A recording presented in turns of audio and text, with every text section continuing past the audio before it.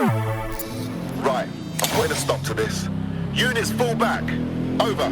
Hello and welcome back to VGC. You're watching our hands-on preview of Ubisoft Toronto's Watch Dogs Legion. This piece was initially written by VGC's Andy Robinson and transcribed for video purposes by me, Steven McInerney.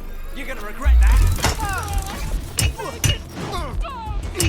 1 year ago, Watch Dogs Legion's stun gun wielding pensioner was the talk of Los Angeles. In a game reveal dedicated to dialing up all the 10 o'clock news' worst real-life anxiety issues, Brexit, mass surveillance and authoritarian governments, E3's grey-haired assassin provided a welcome moment of light relief amongst the game's backdrop of high street riots and giant graffitied swear words. Switch to July 2020, and after a lengthy delay, Watch Dogs Legion is now all about that killer granny, and Brexit still isn't done.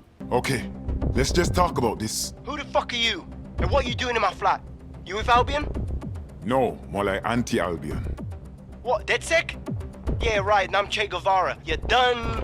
Partly reacting to the E3 furore and more likely trying to make its killer feature even more unique, Ubisoft Toronto has clearly spent its additional development time increasing the variety and absurdity of the Londoners you can recruit as part of Legion's ambitious Play as Anyone feature. When we start our campaign, we're literally sneaking through the Houses of Parliament as a James Bond-esque super spy, fully suited and with his own rocket car parked out front. Later we get to take down guards with a nail gun wielding Cockney builder, clamber up the side of the Shard as an MMA bruiser and start a pub fight as a replica shirt wearing football hooligan. Legion hasn't quite gone full Saints Row. We're yet to see any dubstep guns or dinosaur costumes, but it does a much better job of offering light relief amid its narrative of Brexit Armageddon. There's even an ever-present wisecracking AI to help you in your mission to, unfuck London. I've completed a thorough analysis of the vehicle and concluded it is a van. Ha ha. The player character, literally whoever you want, is a member of the DedSec resistance movement. Whether banker or toilet attendant, you're out to expose the shady dealings of the corrupt British state, which has gone full Orwell and contracted a private military firm called Albion to spy on its own citizens, police the streets with machine guns, and generally oppress anyone who happens to wander too close.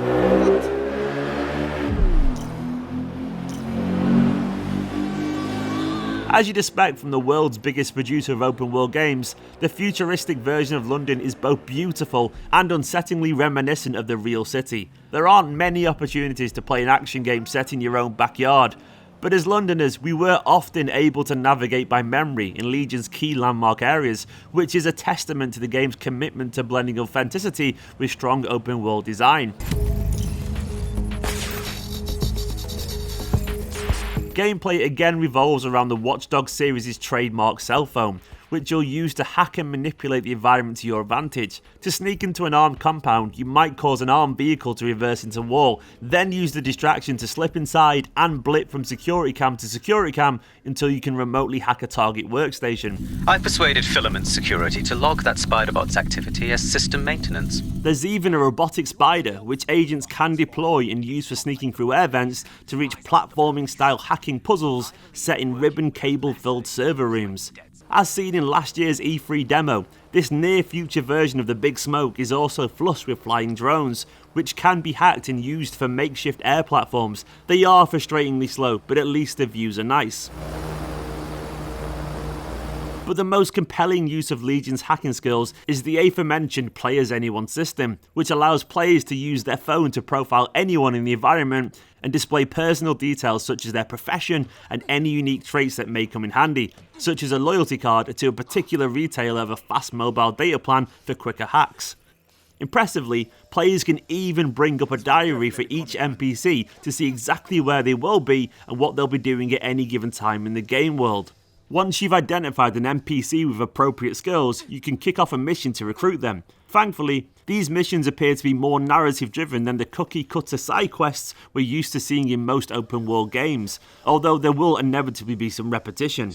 Van rental, bulk fertilizer purchase, bulk petrol purchase. Well, that sounds like a fucking car bomb. For example, we recruited some of our team members by helping stop a car bomb designed to frame our target, and by hacking into the NHS to steal meds to help with a sibling's addiction. Last year, we weren't fully convinced Ubisoft would be able to pull off its ambitious NPC feature to a relevant quality level. But after 3 hours with the latest press build, we were pleasantly surprised by the variety of characters and, more importantly, the fact that most of them feel unique with their own abilities and personalities. Transfer complete. What do you have, Bagley?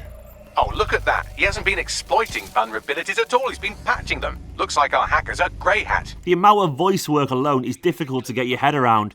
In our team, we had an Irish assassin, an African football hooligan, a Cockney builder, a clumsy street performer, and a Northern MI6 spy.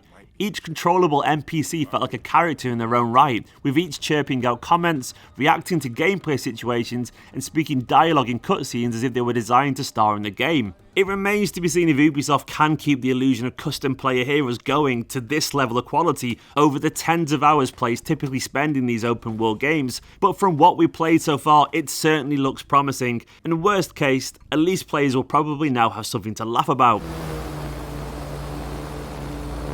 Thanks for watching our exclusive hands-on preview of Watch Dogs Legion. As ever, we are keen to hear your thoughts on this, so let us know down in the comments what you make of it, and go and check out 20 more minutes of exclusive, uninterrupted gameplay footage of both Assassin's Creed Valhalla and Watch Dogs Legion. Make sure to hit that subscribe button, and we'll see you very, very soon.